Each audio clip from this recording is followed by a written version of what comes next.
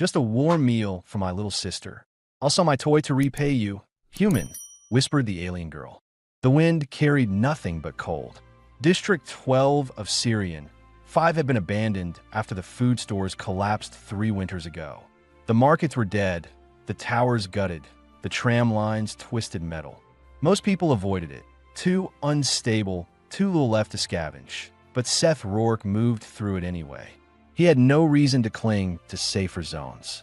He'd left the militia years back after the ceasefires, tired of orders, tired of graves. Since then, his mission had been simple: survive, salvage what still worked, and keep to himself. He earned scraps repairing old devices, lanterns, stoves, water filters. The work was quiet and kept him fed. He preferred silence over noise and tools over people. His boots scuffed across broken tile as he crossed an open plaza. The light was thin, the sky a sheet of pale gray. His breath came out white as he adjusted the pack on his shoulder. Inside, a week's worth of salvage waited for trade.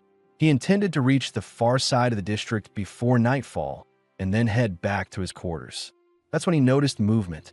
A girl stood at the far edge of the square, half hidden in the shadow of a collapsed column. She couldn't have been older than 8. Her skin was pale lavender, her long white hair tangled and streaked with dirt. She was thin to the point of frailty, shoulders jutting, wrists like sticks, but her posture was locked, stiff with resolve. Against her chest, she carried a bundle wrapped in cloth. Inside it, an infant shifted weakly. The girl took a step forward. The wind dragged the sound of her words across the space. Just a warm meal for my little sister. Her voice cracked but did not fail. I'll sell my toy to repay you, human. Her hand lifted. In it, she held a doll, patchwork fabric stitched from trash, stuffed with scrap, with one button and one shard of blue plastic for eyes. Seth slowed his stride. He'd seen children trade worse. Rings, shoes, even locks of their own hair. But this one struck him differently. That doll wasn't worth a single meal to any merchant. Yet she offered it like a treasure. It was her last possession. He crouched down in front of her, his knees creaking in the cold. He set his lantern at his feet so the flame inside lit her face. Closed now, he saw how her eyes, violet, too large for her skull, watched him with a mix of defiance and terror. What's your name? His voice came out steady low. He wanted her to hear calm, not threat. Iriel. She shifted the infant slightly. This is Nayli.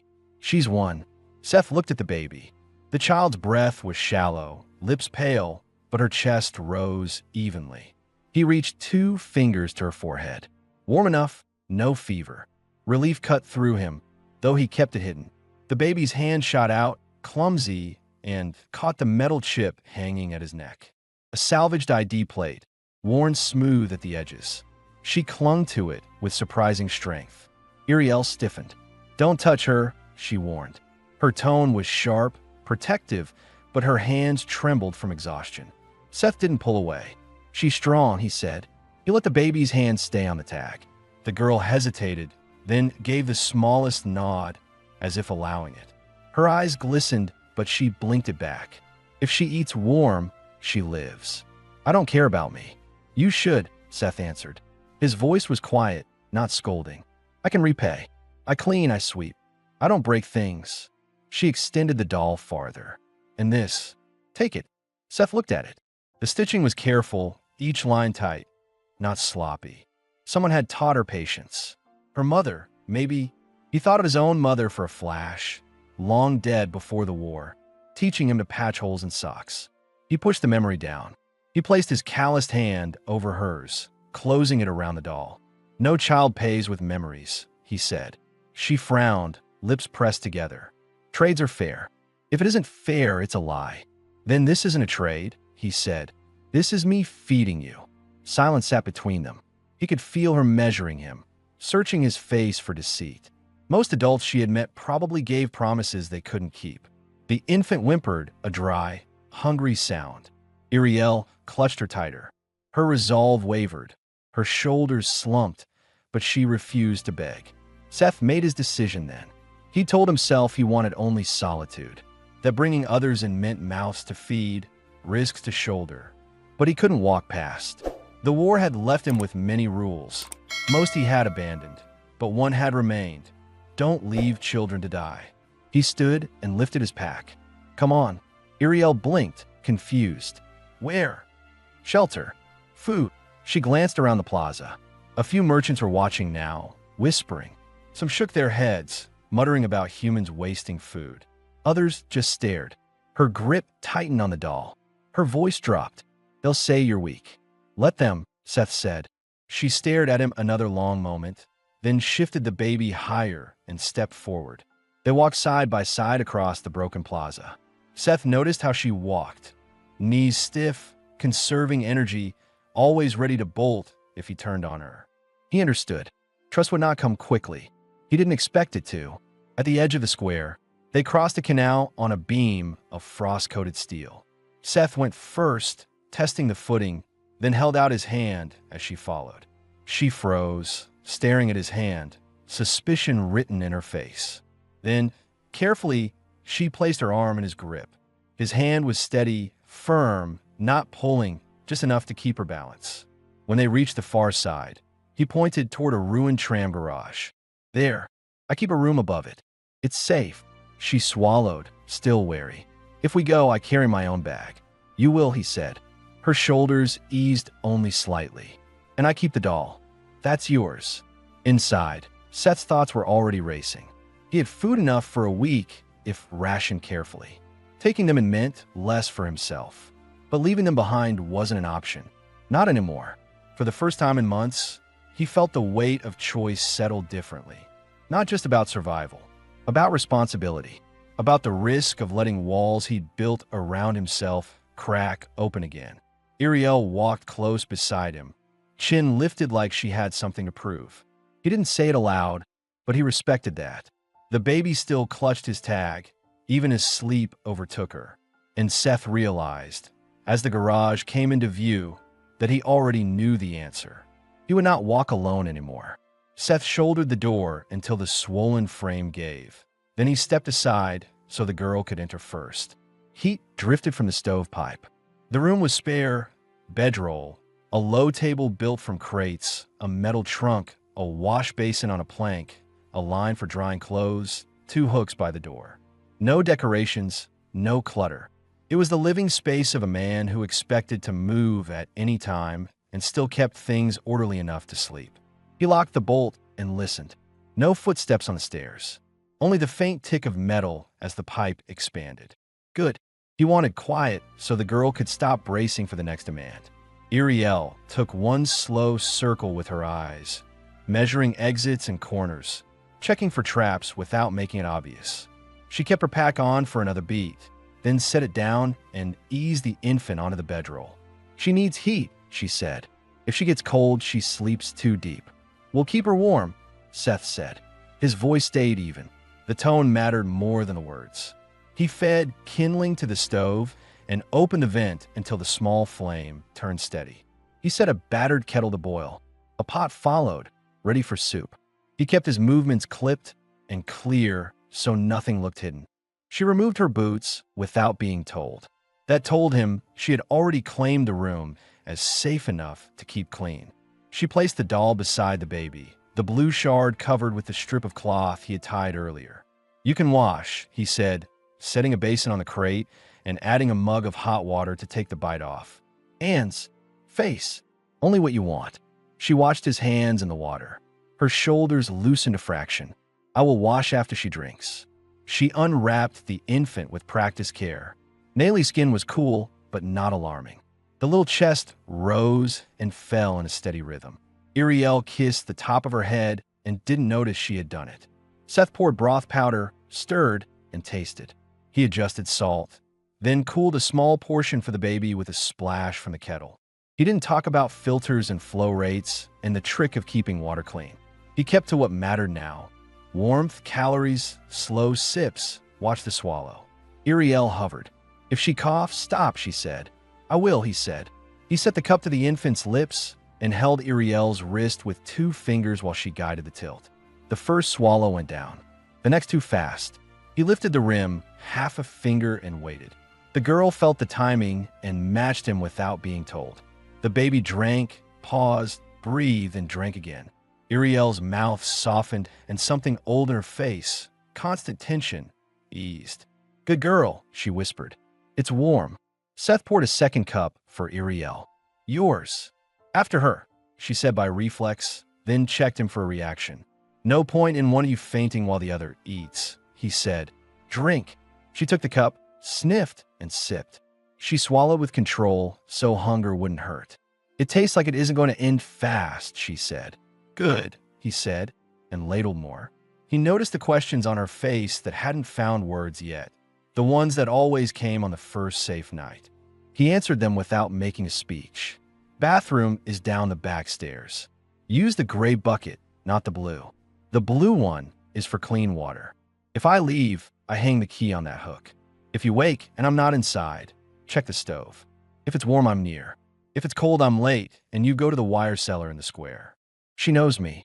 Iriel watched him while he spoke, not the stove, not the door. She was listening for lies and habits. "Do you bring many people here?" she asked. "No," he said. "I try not to bring anyone here. It's easier." He glanced at Nelly. "Easier isn't always right." "What do you want for it?" she said. No tremor. She wanted a contract. "You'll tell me the truth," he said. "If you break something, you say so. If you're hungry, you say so. You don't trade the doll or yourself." He held her eyes for that. "Ever." "I won't," she said at once, then added, "If you get angry, you say with words, not hands." "Agreed," he said, simple and final. She nodded once like two merchants finishing a deal. She looked smaller after that and younger. He cut a thin slice of cured meat, diced it, and dropped it into the pot, enough to change the taste but not empty his stores. He added a handful of dried greens and shook pepper from a pouch. Salt and smoke lifted into the air. The scent slowed the room. She set the baby on her lap and washed her hands, face, ears, and neck. She dried them and pressed the warm cloth to her closed eyes for a count. When she lowered it, she looked less gray.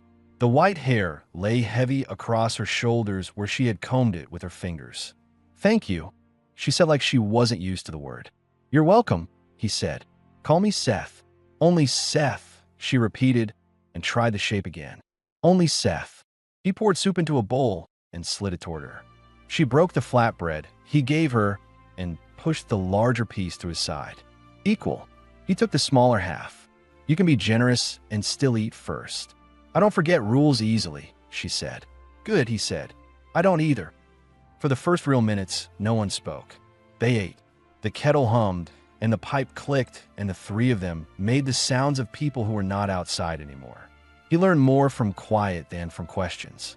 Iriel kept her back angled to the wall with a clear line to the door. She counted how many spoons he had and where he put them back. She tracked the knife on the crate, but didn't stare at it like a threat. She cataloged. She had the habits of someone who had been forced to grow older than her body. He cleared his throat. "I'll need to trade for more food tomorrow," he said. He didn't hide the arithmetic. "You'll come with me." People mind their mouths when the person they're talking about is standing there. She held his gaze. "If they spit words, I spit better." "You won't have to," he said. "Standing is enough." She hesitated. "Do you have work?" "Real work." "Repair and salvage," he said. "Stoves, lanterns, small machines. I install pipe. I pull wire. I don't steal." "That is real," she said. Approval sat strange on her voice, like a coat not yet fitted. "I can help sort parts." "You'll learn the names first," he said. "Then touch." Her eyes found the doll. The cloth over the blue shard had slipped. She reached to fix it. The shard caught the stove light and clicked, sharp and brief. Iriel flinched and pulled the doll close, arms tight. She looked at Seth, ready to defend it. He kept his expression calm. "It's a voice note," he said. "It used to hold something. It still tries to wake when it sees light." "It used to sing my mother," she said. She swallowed. "It broke. I can try to repair it," he said. "Not tonight. Not without asking again." He let the offer hang. She smoothed the doll's head. "Not tonight," she said. He nodded. The matter ended and the room stayed steady. After the bowls were empty, he wiped the table and set the dishes aside. He cut strips from an old shirt and showed Iriel how to fold them for diapers. "We'll trade for proper cloth tomorrow," he said. "Tonight you use these." The wash line will hold them. She worked fast, making neat stacks. My mother said clean means less sickness, she said. That sentence came out level, but the air around it tightened. What was her name? He asked, not pushing, not softening. Saira, she said, and then she did not speak for a stretch. He made tea. He poured without a speech about boiling time or tannin. He handed her a cup and took his own. She sniffed again, testing for bitterness, then drank. It tastes like waiting that doesn't hurt, she said. It buys us time, he said. The baby woke and made a small hungry sound. Iriel fed her a little more broth and held her upright until she burped. She didn't ask him to help. He didn't offer, not because he wouldn't, but because it mattered that she could do it and feel capable. When the baby finished, Iriel laid her down and tucked the doll at her side. She fixed the cloth over the blue shard, firm this time. A scuff sounded in the stairwell. Seth lifted his head. He didn't draw the knife. No sudden moves, but he reached without looking and rested his hand near the crate. The sound passed. Likely a cat. He relaxed, but not fully. The girl had seen everything and tracked it. Her eyes shifted from the door back to him. If someone comes, you answer, she said. You stand in front. I do, he said. Do you know many people on the stair, she asked. Enough to hear them before they get here, he said. Not enough to invite them in. She nodded. That answer fit her expectations. He pulled out a small tin box, opened it, and took inventory. For candles, 2 matches wrapped in wax paper, a roll of gauze, a needle, thread, a bar of soap cut into wedges, a whistle. He held the whistle out. Only for danger, he said. If you blow it, I move. If I'm gone, someone else will move. She tested the weight in her palm. I won't waste it, she said, and threaded the cord through a wrap. The whistle disappeared under her collarbone and sat there like a fact. We need rules, she said, and to his surprise, she went first. I don't open the door alone. I don't light the stove unless you watch the first times. I don't climb the pipe. She paused. If I break something, I say. If I'm scared, I say. If you leave, you tell me the time and the place. Good rules, he said. He added too. You sleep before I do. I take the first watch. If you wake and see me asleep, you wake me if anything sounds wrong. You never doubt that part. I never doubt that part, she said, and the repetition set the shape of the promise. Her face changed after that. The set jaw loosened. The hardness in her eyes didn't vanish, but something warmer lived with it. She took the cloth he handed her and wiped the table again, even though it was already clean. She adjusted the baby's blanket until there were no gaps for air. Why were you in that square? He asked. He gave her the dignity of a direct question. We walked there because the last place had rats and men who watch girls, she said. The square was open. People saw, so they didn't do hands. They only did look. She put her palm on the floor beside the bedroll as if testing the surface. I picked that place because the wind made me angry, and being angry keeps you moving. What was your plan if I said no? He asked. I was going to take a pipe from the wall and sell it to the men with wires, she said, blunt. They break fingers if you are slow, but they pay bread. You won't go there, he said. I won't go there, she said, and for the first time she smiled without pushing it away.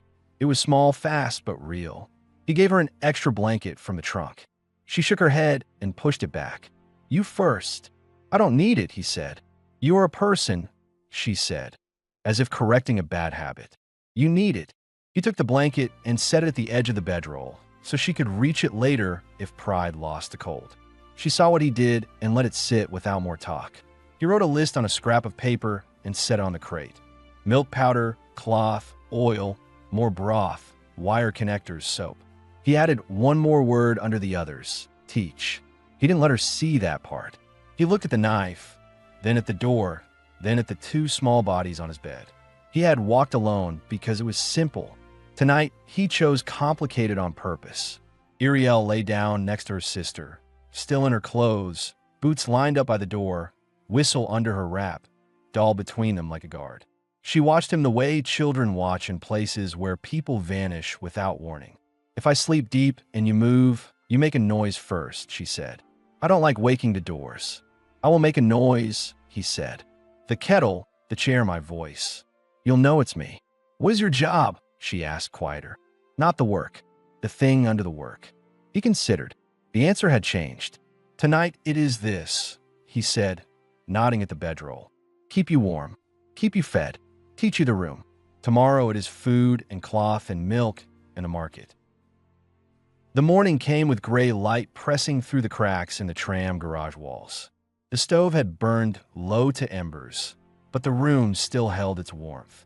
Seth rose first, stiff from the wall where he had slept sitting, knife still within reach. He checked the bolt, the window, the floor. All quiet. He took a moment to look at the bedroll. Iriel had shifted in her sleep, so her arm was over her sister and the doll was wedged between them. The whistle cord hung loose across her collarbone. She hadn't dropped it, even in sleep. He let them rest a few minutes longer before setting the kettle on the stove.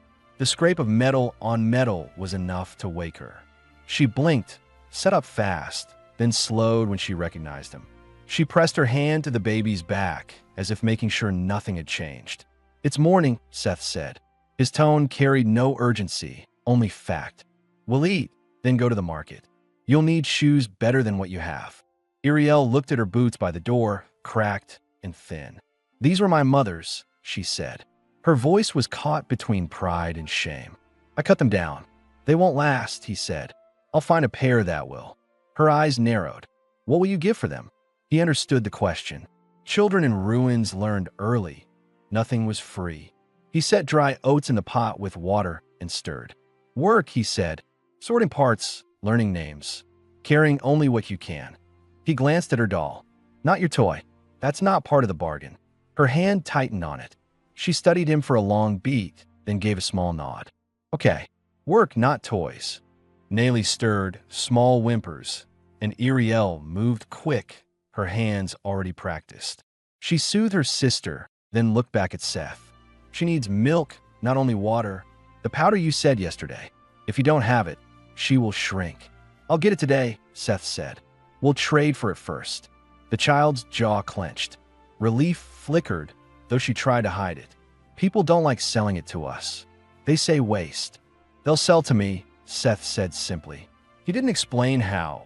He knew which traders owed him favors, which ones respected a man who didn't bluff. He didn't make promises he couldn't keep, so he left it at that. They ate slow, oats and bread. Iriel chewed carefully, still testing if the food was really hers to take. Seth noticed she pushed the last spoonfuls toward the baby, even though Nellie couldn't eat them yet. He slid the bowl back toward her. "Finish it. She'll drink. You'll chew." She obeyed this time, silent but watchful. By mid-morning they set out. Seth carried the pack. Iriel carried her sister in the cloth sling, the doll pinned against her chest with the same strap. On the stairs she walked behind him, not in front, learning his pace. When he slowed, she slowed. When he shifted his head to listen, she froze too. He caught the habit. She had followed adults before, memorizing patterns to survive. Outside, the district was awake. Traders set up battered tables with stripped wiring, melted plastic, jars of grease, bundles of dried roots. Smoke drifted from drums where people burned trash for heat. Eyes followed them. Seth ignored it, but Iriel felt every stare. She muttered, "They think we steal. They always think." "Let them think," Seth said. One man called out, "Human, feeding strays now?" His tone was mocking, not angry. Laughter followed. Seth didn't break stride. He didn't look over. Iriel bristled, shifting the baby tighter against her chest. "You're not going to answer?" "They want a show," Seth said. "We're not giving one." "They'll keep saying it," she said, bitter. "Words don't take food off a table," he said. "Let them rot in their own mouths." She was silent after that, but her jaw worked as if she were chewing the exchange, testing if ignoring was really strength. At the market stall, Seth traded wire bundles and a repaired lantern for milk powder, cloth, and a pair of boots small enough for Iriel. The trader eyed the girl, an infant, then the doll. "That blue piece, good salvage. I'll buy it off her." Before Iriel could answer, Seth cut in, voice flat. "Not for sale." The trader smirked. "Everything's for sale." "Not this," Seth said. He didn't raise his voice, didn't threaten, just stood there until the trader looked away. The deal closed without further talk. When they walked back, Iriel stared at him. "You didn't even let me answer." "You wanted to keep it," Seth said. Her lips pressed thin. Then, quieter, "Yes, I did." Then the answer was already clear, he said. She held the doll closer, like the exchange had welded it tighter to her chest. Back at the quarters, Seth showed her how to mix the powder with boiled water. Iriel followed each step, watching the flame, the stirring, the cooling. She fed Nayli with steady hands and a face caught between fear and relief when the baby drank greedily and didn't cough. She likes it, she said, her voice trembling for the first time. She really likes it. She needed it, Seth said. Iriel kept her eyes on her sister. You really will keep feeding us. Seth leaned against the wall, arms crossed, coat open. That's the plan. She looked up at him then, truly looked as if testing if she could believe it. Her mouth opened, closed, then open again. If you stop, if you change your mind, we'll still go. We always go. He nodded. If that day comes, I'll tell you myself. But it won't. That silenced her. For the first time since he'd met her, her shoulders dropped. She leaned back against the wall, still holding her sister, and whispered, I don't know what to do when someone doesn't lie. Seth didn't answer. He let the fire crackle and the silence stand. The answer would come in days, not in speeches. Later, as the baby slept, Iriel turned the doll over in her hands. You said yesterday you could fix the voice, she said, not meeting his eyes. Can you make it sing again? Seth studied her, noting how she asked, as if bracing for disappointment. Maybe, if the part inside isn't too corroded.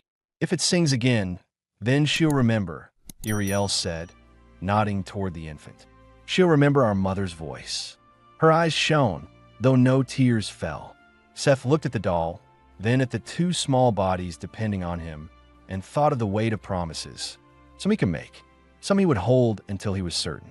He set his hand on the table and spoke carefully. We'll see what it can do. When I fix things, I don't stop halfway. Iriel finally lifted her gaze. She studied him long and hard, then nodded once. Then fix it, but only when I say. Not before. Agreed, he said. The room settled after that. The district outside still groaned with ruin, but inside the tram garage the stove glowed, the baby breathed steady, and the girl let her guard slip for just a moment, resting her head against the wall. Seth watched her, feeling the choice he had made the night before root itself deeper. Alone had been easier, but easier had never meant right. The days after the first market trip moved in a rhythm Seth hadn't felt in years. Morning meant stoking the stove, checking water, boiling enough to last through the day. Iriel learned quickly, faster than he expected. She could already point out which wires in his salvage were worth keeping and which were brittle. She insisted on doing her share of cleaning, even if it was just sweeping dust toward the door. She wanted proof she wasn't a burden, and Seth allowed it. Nayli grew stronger once the milk came regular, her cheeks a little fuller, her grip firmer on anything she caught in reach. Still, questions lingered in the air. One Seth hadn't answered because he knew they needed time. Iriel hadn't asked how long he had served in the militia or why he lived alone in a collapsing tram garage when he could have chosen safer districts. She also hadn't explained what happened in the days after her mother died, how she kept herself and her sister alive in alleys with only a doll for comfort. Both of them carried silences that spoke louder than words, but neither forced them open. One afternoon, Seth left them to rest and went deeper into District 12 to pull more salvage. He'd heard rumors of a collapsed shrine near the old refinery, a place most scavengers avoided. They said the walls groaned when the wind hit, and parts of the roof still threatened to fall. Dangerous, yes, but such places often held what others missed. Seth's mission hadn't changed. Repair what could be repaired, trade for what could be traded, and now, quietly, make sure 2 children didn't starve. The air in that part of the district was thicker with dust. His boots sank in damp ash. He kept his breathing steady, scanning for copper, steel, anything still worth carrying. The shrine's entrance had caved halfway, leaving only a jagged gap. He crouched and slipped inside, lantern raised. The light struck broken tiles, shattered pillars, scraps of cloth scattered across the floor. Then the beam caught something else, a movement against the wall. He approached carefully. A figure lay half-hidden in rubble. Long white hair spread tangled across cracked stone. Violet skin, dimmed with grime, marked her as kin to the children he had taken in. She wore what had once been ceremonial wraps, now torn, frayed, barely clinging to her frame. The thin fabric exposed more than it covered, but her body didn't carry seduction. It carried exhaustion, every rib visible, each breath shallow. Her eyes fluttered open when the lantern's glow touched her. For a moment, she looked ready to shrink back, but her body had no strength left. Her lips parted. The word came broken, almost air. "Children." Seth knelt beside her. He checked pulse, weak but present. Skin cold, but not beyond saving. "You'll freeze here," he said. He spoke plain because lies wasted energy. Her eyes locked on his face. Something sharp lingered under the weakness, pride refusing to vanish even as her body failed. "You are human." "I am," Seth said. "You found them?" she pressed, voice catching. Seth's mind turned quick. She had to mean Iriel and Nayli. "They're safe," he said. "With me." Her chest shook, a sound between a cough and a laugh. Relief pulled at her face, softening the hardness. "Then take me. I cannot walk." He didn't hesitate. He lifted her, felt the frailty in her weight, the sharpness of bone against his arms. She clutched at his coat weakly, like instinct, not choice. He carried her out of the shrine, step by step, keeping his balance on the shifting stone. For the first time in a long while, Seth felt a surge of awareness. Whatever life he had thought he was holding alone, it was gone now. The world kept handing him more responsibility. Back at the tram garage, Iriel met him at the door. Her eyes widened when she saw the woman in his arms. At first, she froze, the doll pressed tight against her chest. Then her voice came out sharp, defensive. "You'll forget us now. You'll only look at her." The fear under her words was raw. Not jealousy, but the panic of a child who had been discarded before. The woman, though barely conscious, turned her head toward Iriel. Her voice was cracked, but clear enough. "No one forgets a girl who carried her sister through winter." Iriel's breath caught. She stepped closer, but didn't release her suspicion. Seth carried the woman inside, laid her gently on the bedroll, and pulled another blanket from the trunk.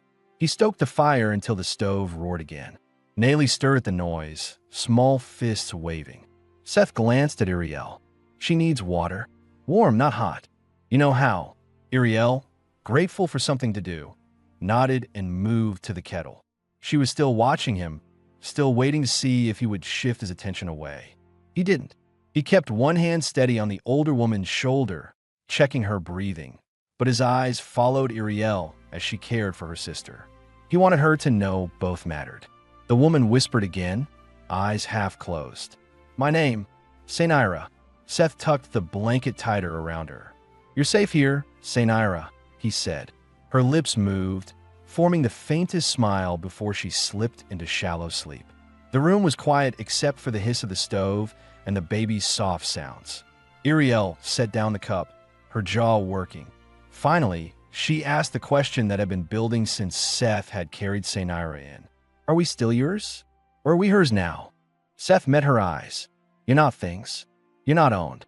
You're here because I said you'd be fed and kept warm. That doesn't change." Iriel didn't answer at once.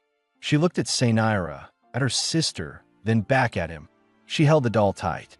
Her mouth pressed thin, then softened just enough to show she believed him, at least for tonight. Seth sat back, shoulders against the wall, scanning the room as if it were a battlefield. He realized what had changed. His mission was no longer survival alone. It was this room, these 3 lives, and the line he would draw around them. Alone had been easier, but easy had never been the point. Night settled heavy over the tram garage. The wind outside carried the echo of broken shutters and distant steel grinding against itself. But inside the room, the only sound was the stove's steady hiss. Seth added another log, the fire snapping bright enough to push shadows across the walls.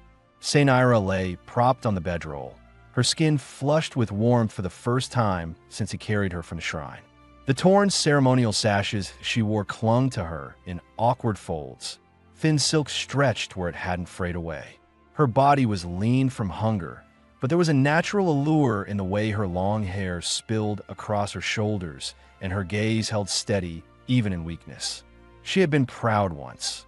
He could see it in the line of her jaw, in the way she refused to hunch despite exhaustion.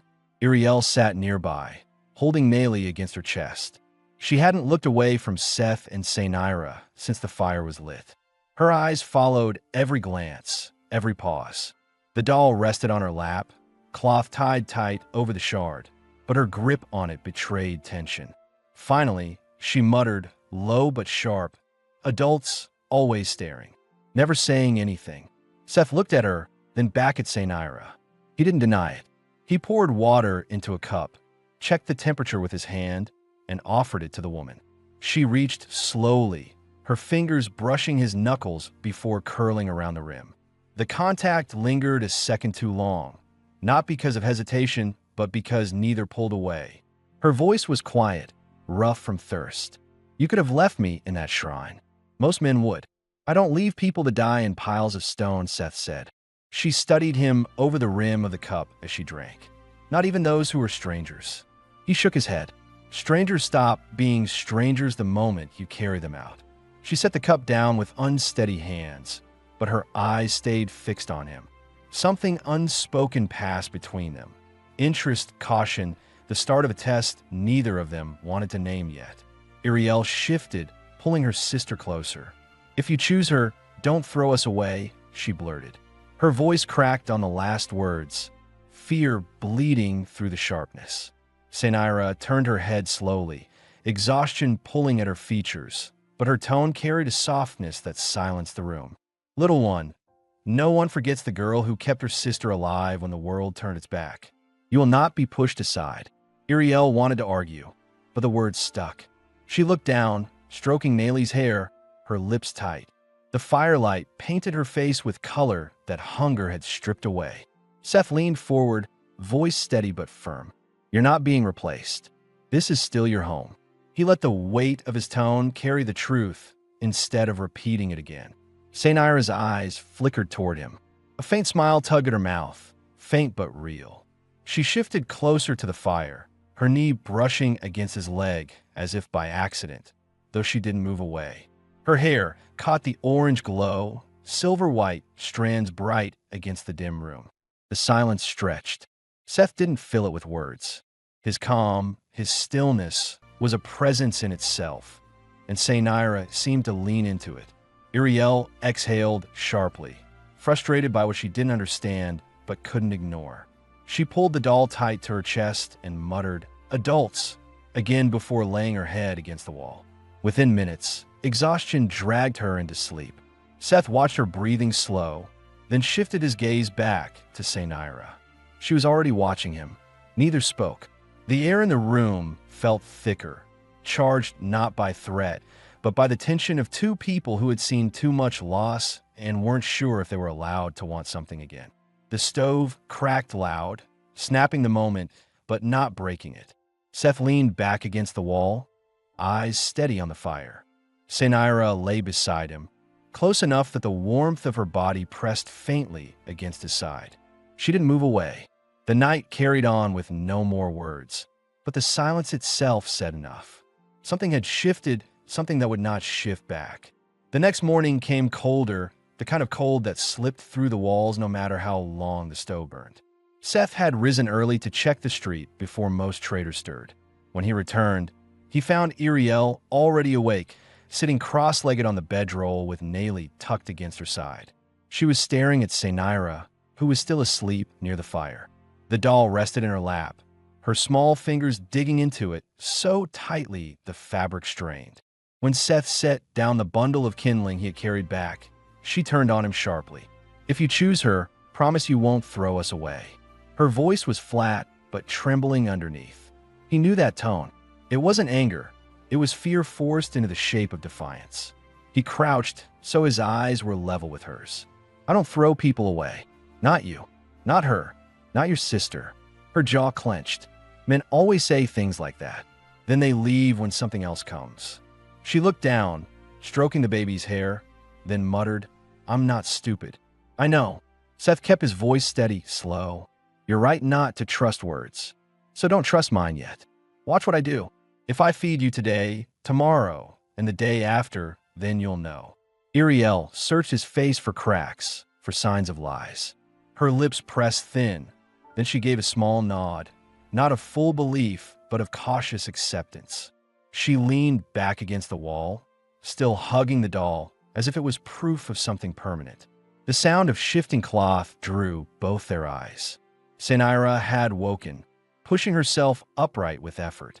Her hair spilled forward, tangled silver white, and the torn fabric of her sash slid across her shoulder. She pulled it up quickly, but the firelight had already shown the marks along her ribs, bruises, thin scars, the quiet record of years she hadn't spoken of. She caught Seth's gaze, then Iriel's, and her expression shifted. Pride tried to hold, but it cracked under the weight of being seen too clearly. "She is afraid you'll leave," Saira said softly, her voice still rough. "She is afraid because she has been left before." Iriel bristled. "I don't need you to speak for me." Saira's eyes softened. "No, but I remember how it feels, so I will say it anyway." Seth poured water into a cup and handed it to her. Their fingers brushed again, deliberate this time, not accidental. She didn't flinch, and neither did he. "You'll stay here until you're strong enough to walk steady," Seth said. "No one is going anywhere." Saira studied him with a quiet intensity, as if she were testing how far she could trust his calm. Then she shifted closer to the fire, her shoulder brushing his arm. It was a small movement, but it carried weight. She hadn't leaned on anyone in years. Iriel caught the gesture and looked away sharply. She pressed her face into Nayli's hair, whispering something only her sister could hear. The baby cooed, not understanding but soothed by the sound. That night, after the day's trades and repairs were done, the room settled into its rhythm again. The firelight threw warm color against Saira's skin, her gaze lingering on Seth longer than before.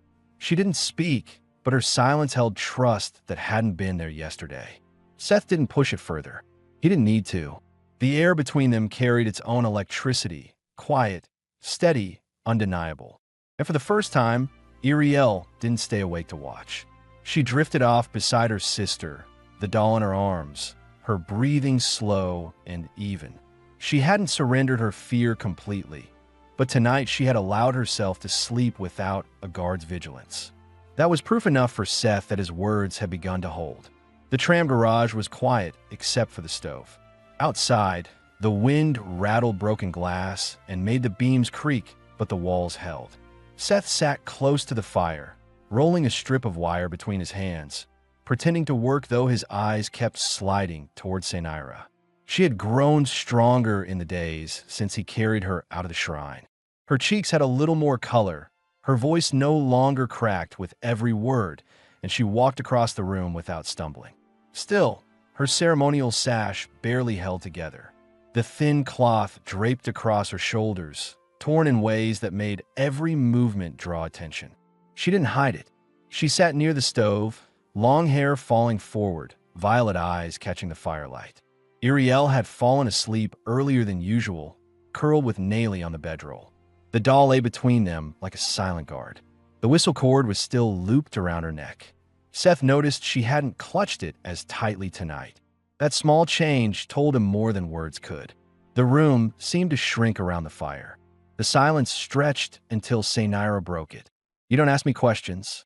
Seth set the wire down. "I'll wait until people want to answer." Her gaze stayed on the fire, but her tone shifted, softer than before. "I thought I'd die in that shrine. I wasn't afraid of dying. I was afraid the children were alone." "They weren't," Seth said. She looked at him then. Her expression was sharp, searching, as if she wanted to know if he truly understood the weight of what he had said. He didn't add more. He let the certainty sit. Her lips parted, then closed again. She reached for the cup of tea he had set near her, but her hand trembled. He moved first, steadying the cup with his palm until she had it firm. His hand brushed hers, lingered. She didn't pull back. "You carry yourself like a soldier," she said. "But you speak like a man who doesn't want to be one anymore." "I've had enough of orders," Seth said. "Enough of burying people because someone else decided they were expendable." For a moment, nothing but the fire moved. Then Saira set the cup down and leaned closer. Her voice dropped low. "And yet you chose to carry me out. No order, no gain, just choice. Seth's jaw tightened. Some things you don't walk past. Their eyes locked. The space between them closed without either of them naming it. Saira's shoulder brushed his, then stayed there. The firelight painted her hair silver white, her skin glowing faint violet in the warmth. Seth leaned in slightly, not forcing, only waiting. Saira's breath caught. She hesitated a heartbeat, then closed the last inch herself. The kiss was slow, unhurried, but full of tension that had built with every glance and silence since the night he found her. Her lips pressed against his with caution first, then trust, then something deeper that neither had let themselves feel in years. Across the room, Iriel stirred. Her eyes half opened, catching the scene in the firelight. She froze, watching. For a long moment, she said nothing. Then she buried her face in the doll and muttered in a tired whisper, finally, before drifting back into sleep. When the kiss broke, Seth rested his forehead against Saira's for a moment. Neither spoke. Words weren't needed. The fire filled the silence, and the world outside felt far away. For the first time since the war, since solitude, since ruin, Seth felt the line he had drawn around himself break, not in weakness, but in choice. And Saira let herself lean against him, not as a burden, but as someone who had found a place to stop running. The first signs of spring on Syrian. 5 were small, almost invisible unless you looked for them. The air wasn't as sharp in the mornings. Meltwater trickled down broken pipes, filling cracks in the stone with thin rivulets. Traders lingered longer in the markets instead of packing before dusk. Inside the tram garage, life had settled into a rhythm. The stove burned steady, the smell of cooked grain hung in the air, and the sound of children's voices, soft, uneven, but alive, filled the space. Nayli, stronger now, toddled on unsteady legs across the floor, her little fists reaching for anything within sight. Iriel clapped once, a proud grin breaking across her face. She walks. Only Seth, she really walks. She scooped the baby up, spinning her in a clumsy half circle before pressing her close. For the first time, her laugh came without restraint. Seth leaned against the wall, arms crossed, watching the moment with something close to satisfaction. He didn't smile often, but the corners of his mouth lifted as he caught Saira's eyes. She was standing by the table, her hair clean now, the bruises faded, her frame filled out from weeks of steady food. She wore a tunic Seth had traded for, patched but whole, cinched at the waist with a strip of cloth. It wasn't ceremonial, it wasn't meant for display. It was simply clothing she could move and breathe in. She looked more herself in it than in anything else. Iriel noticed the glance between them, rolled her eyes, and muttered, "Adults," but her tone was light this time, almost teasing. She no longer clutched her doll with suspicion when Saira moved near Seth. She still held it, yes, but now it was comfort, not defense. That evening, after the children fell asleep, Nayli curled against her sister, the doll between them like a permanent fixture. Seth and Saira sat by the stove. The firelight painted her face in warm tones, shadows softening the edges of her sharp pride. "You've given them back a life," Saira said quietly. "I just kept them fed," Seth answered. Her hand brushed his, deliberate now, no hesitation. "No, you gave them a place where they weren't waiting to be left. That is more than food." Seth didn't argue. He let her hand rest against his, solid and warm. He had no need to fill the silence. His presence was the promise. She shifted closer, leaning her head lightly against his shoulder. "I thought I'd lost them. I thought I would die knowing they were alone. But they are here. With you. With us. With us," he repeated. The words settled in his chest like something final. When Saira lifted her face, the kiss was slower than the one before, softer, but it carried no hesitation. It wasn't just need. It was choice. It was belonging. The sound of a small laugh broke the moment. Iriel, not asleep after all, peeked from the bedroll. "I knew it," she whispered with mock severity, then hid under the blanket, her giggles muffled but unstoppable. Seth shook his head, almost smiling despite himself. Saira laughed too, low and quiet, leaning into him without shame. The night passed warm, with the stove humming and the city's ruin kept firmly outside. In the morning, when Seth stepped into the square with Saira at his side and the children walking close, people still stared. But Seth didn't flinch, and with him, neither did she. Iriel held her sister's hand and walked with her chin high, the doll clutched under her arm like a flag. They weren't just surviving anymore. There was something else now. A home, a family, chosen, unbroken. And for the first time in years, Seth Rourke allowed himself the thought that the future might hold more than ruin. It might hold them,